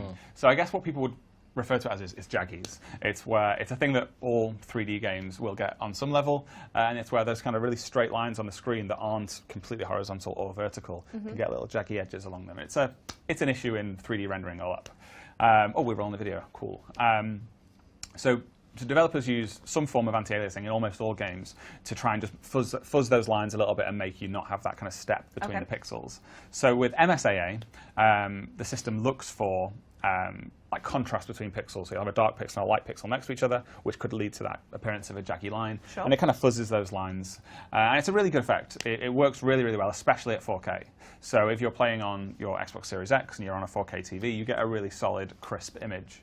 But what we found through the data that the game sends to us about our players is that on PC, even those players playing on a really high-spec PC, they are very often, in fact, the majority of them are actually playing at 1080p and not 4K. I would never have thought. I wouldn't have either, but I guess PC monitors are a little bit smaller, perhaps less likely to be high-res compared to a living room setup. And then that brings us on to MSAA, which, as I say, is a great solution for 4K. It's not as good a solution at 1080p, especially with the level of detail that those players are putting into the image. So they'll have max settings, but then lower resolution, which can lead to aliasing. So we're adding temporal anti-aliasing. Temporal anti-aliasing, rather than doing it over a single frame that MSAA does it over multiple frames, kind of the frame ahead of where you currently are, to look for those high contrast areas between 2 pixels and kind of blur those or blend them together to give you a really, really crisp image. It's actually a really cool effect at 1080p. So if you are a PC player and go dig out that setting, you get a really, really solid, crisp image. It's an improvement over MSAA in that particular setup where you're on PC at 1080p. Wonderful. Shout out to the rendering team for that. Shout out to the rendering team, yeah. That was a really good description as well. I could tell you got really into that, so thank you very much. Hopefully it was true. Well, yeah, I mean, the other thing I need to say now is, obviously, admittedly, this isn't the easiest feature to demonstrate over a live stream format. So stay tuned to Forza social channels, where we're going to be posting a link very soon, so you can go actually see the difference in full resolution over on our YouTube channel. Yes. While we're in this section of the stream, though, are there any other notable improvements or bug fixes on the way? Why, sure, there are. Lovely. As I glance down my notes again, so we fixed an issue where, if you had a 12-player convoy and you were going into Event Lab events, especially complex ones, sometimes you could experience like disconnects and bad times. So we've fixed an occasion where that could take place. We fixed a couple of exploits around car gifting and photo mode. We fixed an issue where players could lose progress on daily challenges on the playlist. And we've also, a couple of additions now to switch focus. We've added a duplicate car filter now to the car select screen, so players which have... Yeah, let's have a look at that. So players that have like multiple setups for their cars, or just want to pick out duplicates, they've now got a duplicate filter. It'll only appear if you have duplicates. Oh, that's brilliant. I love that. which we have two Stingrays there. And it's like, I've got two of these, so I can just remove from garage. Oh, You could exactly. just remove it So from the garage. ridiculously helpful. I know a lot of players were asking for that, so that's going to be in Series 9. And we've also added a couple of things for Event Lab. So we've added an orbit cam, we've added stepped rotation, some additional camera speeds to Event Lab. So when you're placing your props, you've got a bunch more control around the camera and just how you place those. So yeah, check those out when Series 9 goes live next week. Wonderful. Thank you very much. And last but not least, from us in the room, as always, there's more cars to go in your collection. Now we've shown you how to get rid of the extra ones. We're going to sling some more your way. So there are 3 more cars being delivered to the garages of Car Pass owners during Series 9. We're going to have a quick look through them all now, starting with the Aston Martin. So, what's special about this one? So this is the Aston Martin DBX. I think it's actually the law now that all car manufacturers have to produce an SUV. And so this is Aston Martin's effort. It's very, very cool. Obviously, it's a an bit sleek, isn't it? It's an Aston, so it's all hand-built, all hand-stitched, all super high luxury. Yep. Absolutely gorgeous interior. Stop button a little bit far away from the wheel. Like, You're really impressed by that. But it's an Aston, right? And it's a modern Aston, Yep. which means it is absolute peak luxury on every level. Checks notes. Also, the 2021 Formula 1 medical car. Thanks, Tom. So That's a great fact. if you're selecting a car to be the medical car in Formula 1, it's got to be safe. It's got to have plenty of room for bandages and things. And Just for bandages. Yes. Not like defibrillators and stuff. well, Just those loads as well. of bandages. Yes, those as well. Plug into the dash. So, Sorry. 4-litre twin turbo V8, and you've got 0 to 60 in 4.5 seconds, which not record breaking fast, but quick for a car that looks like this. Quick for an SUV. Yes. Yeah, that's it. When can people get this? This is going to be available next Thursday when the Series 9 starts. Next Wonderful. Thursday. Okay. Celebrity owners? I don't know. No, none to hand. No. None, right. Okay. Playground Games studio head Trev's got one of these. That's a celebrity owner. I mean, Tim Shaver also an Xbox Game Studio head. So Yes, that's if we're fair. calling Tim Shaver a celebrity. Absolutely. Yes. No, you're Wonderful. right. You're right.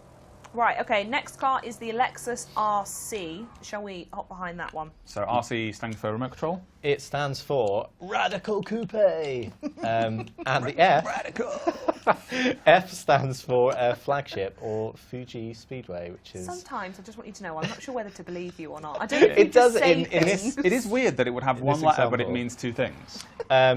Yes, it would. It means I'm not Mr. Lexus, so We'd figured. let that be. No. I'm more just questioning your research. So it's got the TE stands for Track Edition. So it's got a bunch of performance upgrades. It's lighter. It's got an analog clock. What? There it is. Wow, look at that. That is a feature listed on the website. So I definitely did some research on this. As far as the website, yeah. Well, it is usually the hallmark of a luxury car that would have an analog clock. Yeah. So yeah, very nice. And those performance upgrades are going to see you doing 0 to 60 in just under 4 seconds. So no slouch. Pretty modest boot space at 370 litres. You know, for this sort of car. I did check the Aston's got 630. So, Wow. Yeah, that is. Whoa. That's a double week shop for sure. For sure. I love this measurement that we've just invented on these streams. It's how much of a weekly shop you can fit in the boot. I think last time you were talking about how many litres of orange juice. Because liquids fill all the space. So that's why it's the much litres. more orange juice in the Aston than the Lexus. Yeah. Okay. But it's still got room for, what was it, 370-ish. 370-ish cartons of orange juice. I wonder if you did like mango juice or something. It might be a bit denser. A bit denser. Might affect Thick. handling. Might affect vehicle handling it. Thicker. And resident car expert Chris Phillips described this as a real gem of an engine. Quite revvy, he also said. Just really- imagine him with that oily rag in his hands, just, you know. I just love that you went with the accent. In the Sorry. end. Yeah, Chris. an accent that wasn't Chris's accent, just like.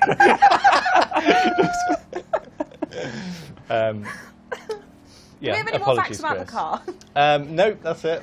Wonderful, right. This is going the colours. I liked your little note Yes, about like. yeah, okay. It's available in two colours, Yeah. white or matte grey.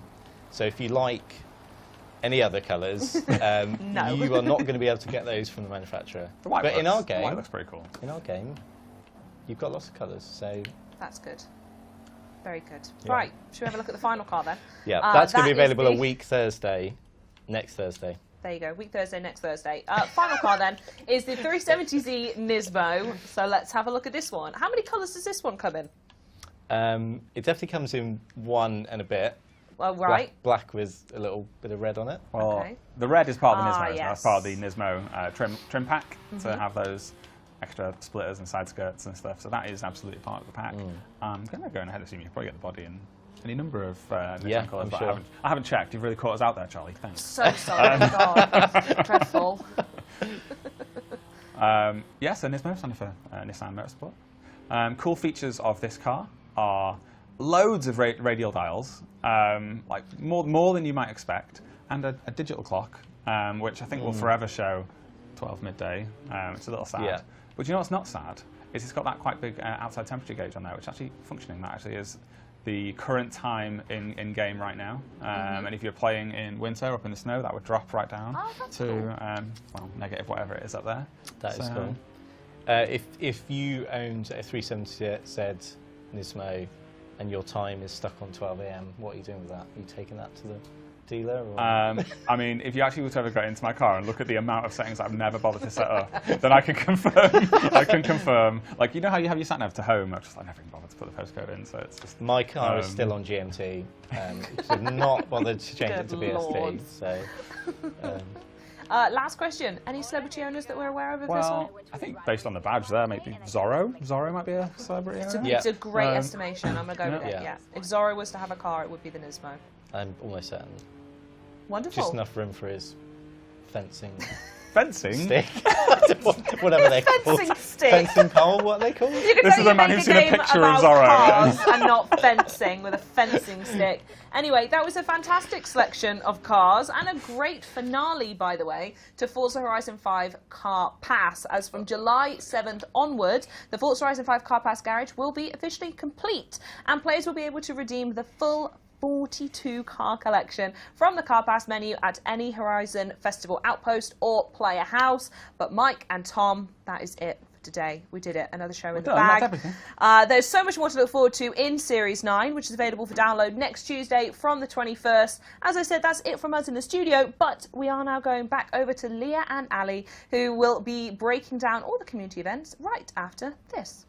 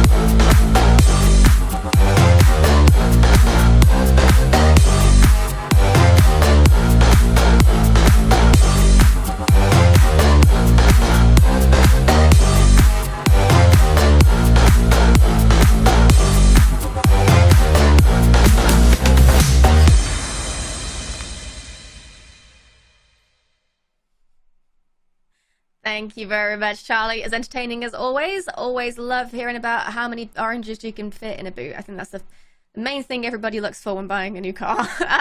Well, welcome back. We have one more guest today, our community expert, Ali Tack, to round out the show with a rundown, of course, of the latest community happenings and events. Welcome back, Ali, to Forza Monthly. Hello. Hey. Hi. Good to see you. Community expert on the community. That is you. Expert. Get ready for some expertise. I've got some. I'm going to wow you today, Leah. Yeah. Your I'm gonna lower dig deep. thirds are underselling it. Alitat content creator, community expert. yeah. Come on. Get like 3 or 4 lines there. Yeah. that's right. Come on. Well, we've got a few things to talk about this week. We don't have much time. So let's just jump straight into it, because amongst the big Forza announcements this week, there was another unveiling that might have flown under the radar for some, which was Forza's new official website. So you're going to run us through some of the new features on the new website and show us what we've got in store. Yeah, loads of cool stuff to show you here. So there's a new website, and the name has changed to forza.net. That's where you can find it. It's fast, a little more modern, and a space to celebrate cars, community, and creativity. We're starting off on the home page. You can always reach that by clicking on the icon in the upper left corner, Forza logo there. This gives you loads of useful links. It's very shiny as well as you scroll down, which I like, and gives an overview of all the current happenings in the world of Forza, including links to social media. And I'd recommend you follow along there for all the freshest Forza memes. And you can find out more about the studios behind the wheel of your favorite Forza games at the bottom of the page. All right, next up, we're going to have a look at the news page. This is where you can catch up on blogs and videos and all things about Forza. These are color-coded. Forza topics that cover both games are in red, Horizon is in pink, and then Motorsport is in yellow. You can dig into blogs on all sorts of stuff there. There's also videos right here on the site. So, for example, it's a great spot to catch up on the latest content from last week's showcase, which I've been doing over and over. Lastly, I want to show you my favorite page on the site. This is the community one. It starts off with featured individuals and groups from around the community. Some familiar faces here from previous Forza Monthly shows. There's also some groups represented here, and you can click on links and get involved and find out more, and loads of cool stuff to look at there. Next up, just underneath, is the featured events tab. Here you can grab tune-in information for official and community-run events. The community events are selected from the most prominent and active Forza community-created groups. So to promote your own event, it's actually best to start in the forums or over on the official Discord. Beneath the events are the most recent contest-winning photos and liveries from the community. For now, we're showing them one at a time, but to get yours up there, just head to the forums and enter the competitions.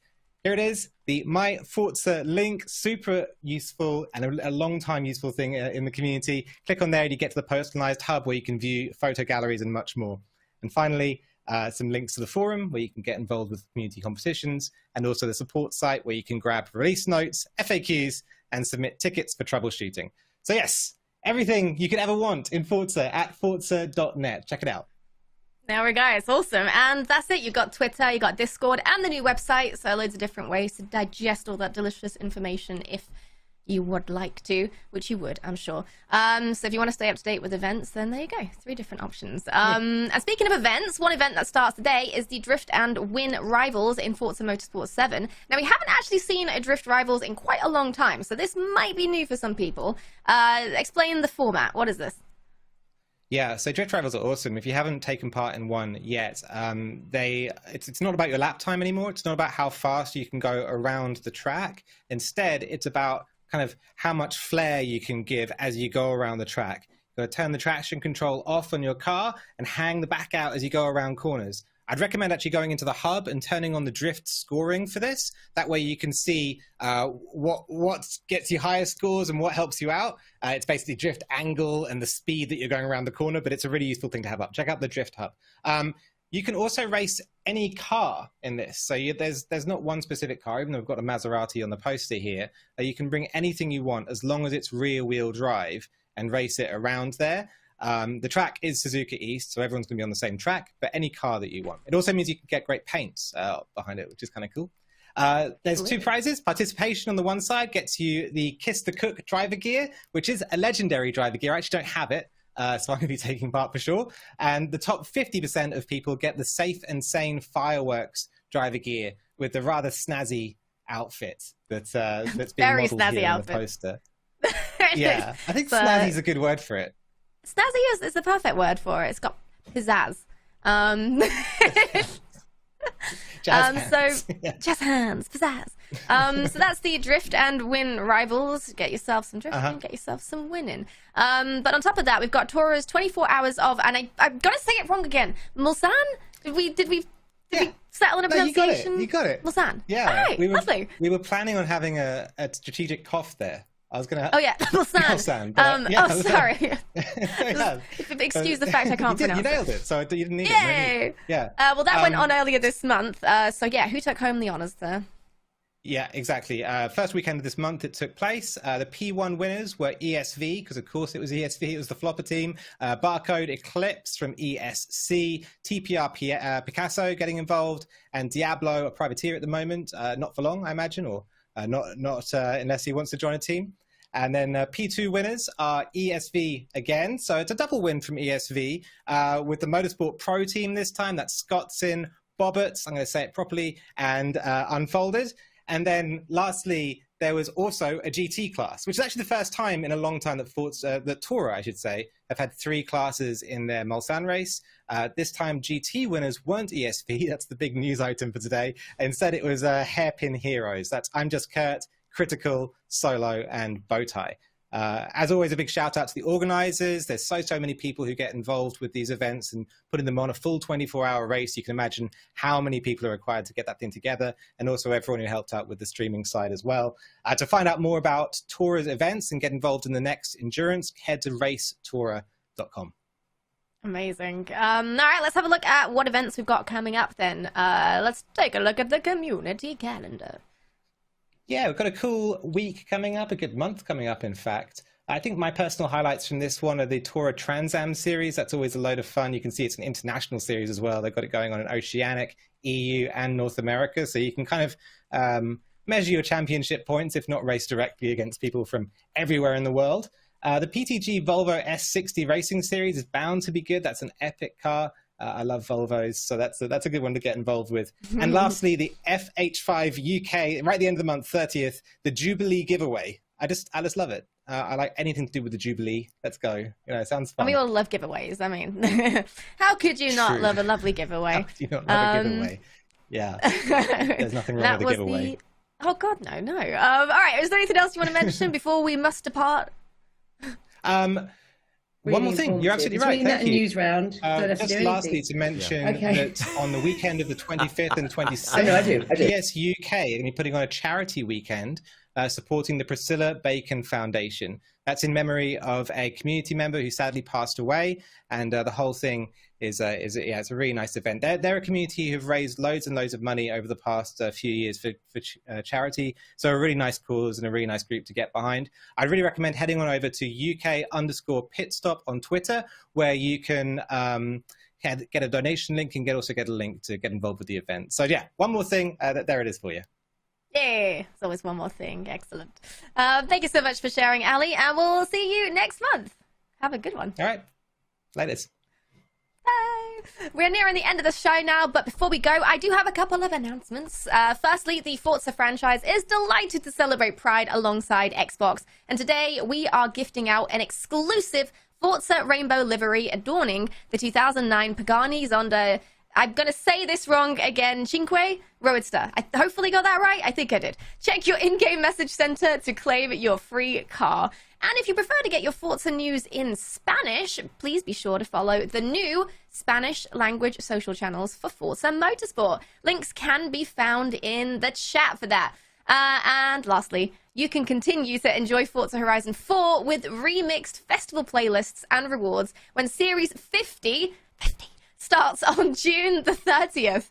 And that's it. That is a wrap. Thank you so much to my co-host Charlie. Thanks to Chris Esaki. Thanks to Playground Games, PTG Stuzib, and Ali Tak for joining us today. And thank you all for watching. As always, we will see you next month. Goodbye.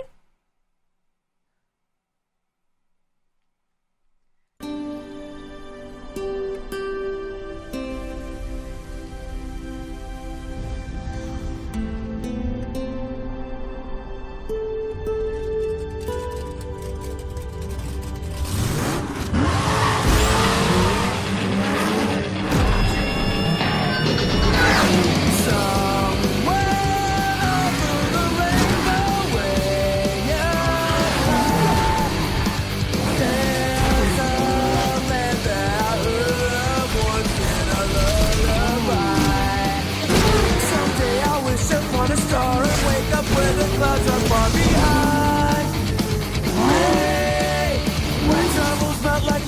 rooftops, away above the chimney tops. I swear you'll find me.